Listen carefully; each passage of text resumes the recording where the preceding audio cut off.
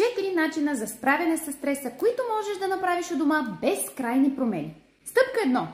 Дай сигнал на тялото, че е в безопасност. Когато си под напрежение, нервната система остава в режим бий се или бягай и това изтощава всичко, от хормоните до храносмилането.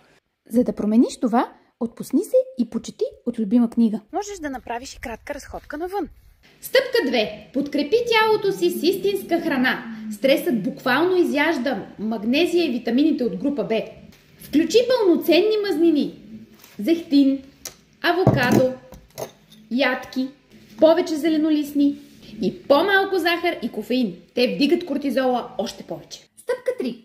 Възстанови съня. Това е твоята естествена терапия. Без сън няма възстановяване, няма баланс, няма хормонален ред. Опитай да лягаш по едно и също време, изключи екраните поне 30 минути преди това и не се чувствай виновен, че имаш нужда от почивка. Това е биология, не слабост. И стъпка 4. Дай на тялото подкрепа с правилните добавки.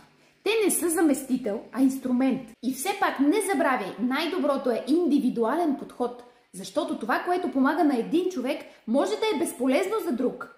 Всеки организъм реагира различно, няма универсално решение. Аз съм Боряна от Здраветека. Последвай ме за още полезни трикчета.